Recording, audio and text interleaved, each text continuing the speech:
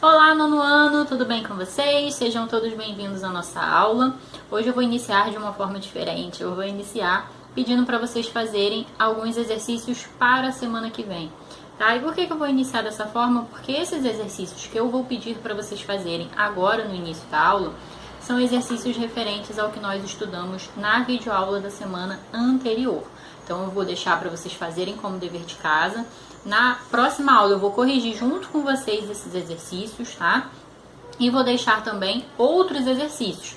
Os exercícios que eu deixar na videoaula da semana que vem vão ser exercícios referentes ao conteúdo dessa videoaula, tá? Então vamos lá. Bem, eu vou pedir para vocês fazerem os exercícios que estão na página 4. Eu quero que vocês façam o exercício 4, que diz assim, ó, classifique as seguintes orações em coordenadas ou subordinadas, tá? E também vou pedir para vocês fazerem na página 4 o exercício 8, que diz assim, ó, transforme o período simples em período composto conforme o modelo, ok? Então, para a aula que vem, como dever de casa, vocês vão fazer os exercícios 4 e 8 da página 4, referentes à videoaula anterior, beleza? Hoje nós vamos focar aqui num conteúdo, né? Vamos estudá-lo de maneira mais aprofundada. Eu até dei uma pincelada nesse conteúdo na aula passada, tá? Bem, então vamos abrir para a aula de hoje a apostila na página 5. Aqui na página 5 nós temos algumas características do texto narrativo, né? Então na aula passada eu falei de forma bem geral, né, sobre o texto narrativo com vocês, e hoje eu gostaria de aprofundar alguns pontos, tá? Então, na aula anterior eu já tinha conversado com vocês acerca do que é o texto narrativo. Narrar é contar uma história. Então, é por isso que o texto narrativo, ele apresenta sempre o quê? Verbos no passado. Por quê? Porque quem narra uma história que já aconteceu. Beleza? Bem, aqui na página 5 a gente tem algumas dicas, né, que são válidas não só para o texto narrativo, mas para para a escrita de qualquer tipo de texto, né?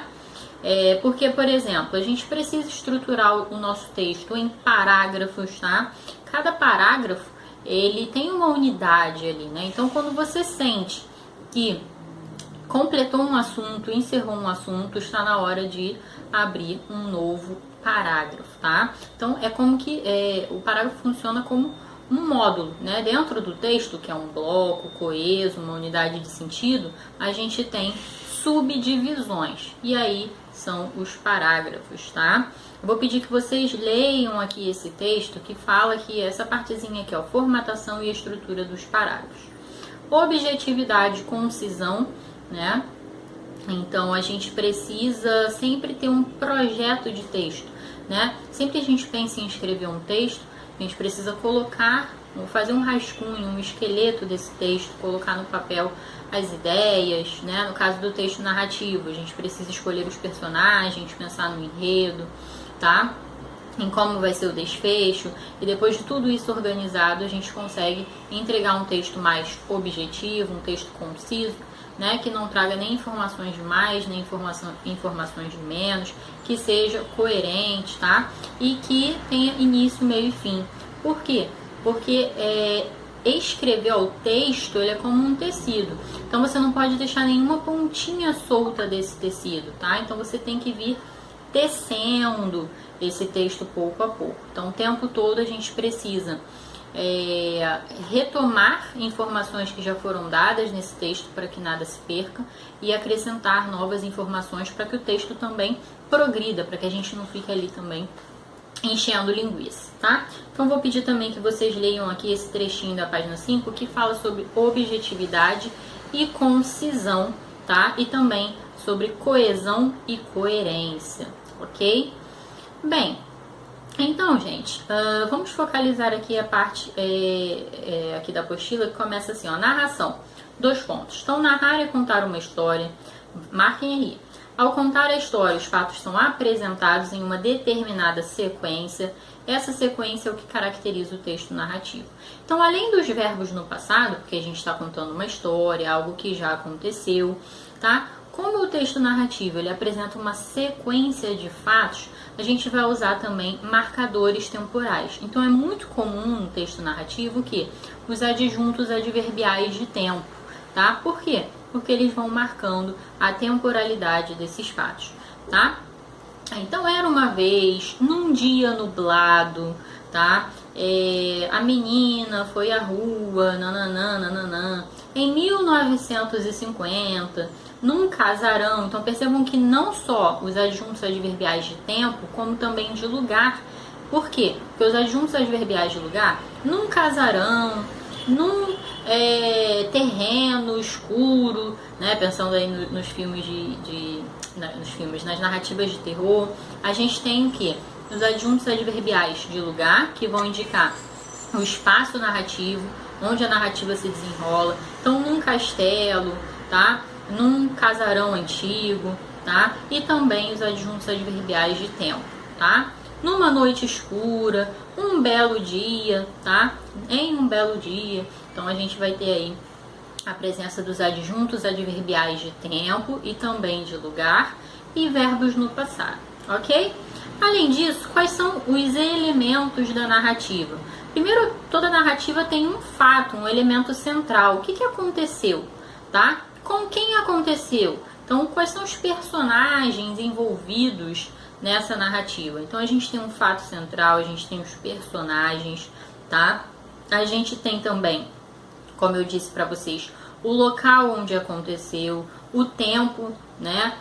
Quando isso aconteceu, tá? De que modo isso aconteceu, por que isso aconteceu. Então, a presença constante aí de adjuntos adverbiais, adjunto adverbial de modo, então, lentamente, rapidamente, tá? Os adjuntos adverbiais de lugar, que vão indicar o espaço narrativo, tá? Os adjuntos adverbiais de tempo, então, numa manhã muito ensolarada, é um exemplo aí, tá? Bem, o narrador, gente, ele pode ser em primeira pessoa, o narrador pode ser de primeira pessoa, ele pode ser também personagem, ou ele pode narrar um fato observado. Então a gente tem dois tipos de narrador aí. A gente tem o narrador observador, que é quando o texto é narrado em terceira pessoa, e aí a gente diz que o foco narrativo é de terceira pessoa. E a gente pode ter o narrador personagem, que narra a história em primeira pessoa, porque ele também é personagem dessa história, e aí a gente diz que o foco narrativo é de primeira pessoa. Beleza? Bem, então esses são os principais aspectos aqui, e eu gostaria do texto da narrativa, eu gostaria de ressaltar com vocês também que há etapas da narrativa.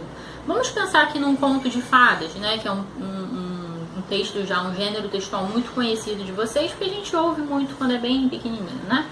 Então, pensando no texto narrativo, tá? A gente tem o quê? Pensando no gênero, conto de fadas, ele sempre se inicia da mesma forma, né? Era uma vez, num lindo castelo, uma princesa que vivia com sua madrasta. Percebam que a gente tem ali, primeiro que a apresentação. Então a gente fica conhecendo os personagens, o ambiente narrativo, a gente tem uma situação ali de equilíbrio inicial. Depois a gente vai ter o que? A narrativa propriamente dita, as ações começam a se desenrolar. Algo acontece que desestabiliza esse equilíbrio inicial. Então, um belo dia, sua madrasta resolveu, implicar com a mocinha, e então o príncipe chegou e brigaram, e pá, e pum, e pá, tá? Esse desenrolar dos fatos, tá? É o que a gente chama o quê? De conflito. A gente precisa ter um conflito na narrativa. Esse conflito vai levar ao clímax, é o ponto alto da história, né? Aquele momento de maior tensão que a gente fica pensando assim, existe uma briga, uma guerra, alguma coisa, e a gente fica pensando ao enfrentamento ali entre os personagens, e a gente pensa, o que vai acontecer? Será que vai morrer?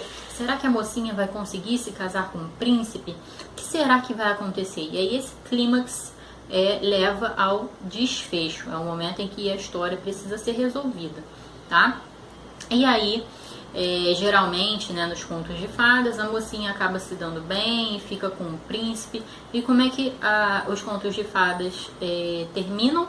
E foram felizes para sempre. Ou seja, a gente volta para aquela situação de equilíbrio inicial, de paz, que foi perturbada ali no começo, né, no meio da narrativa, ok? Então essas são as etapas do texto narrativo, beleza? Bem, então vamos ficar por aqui.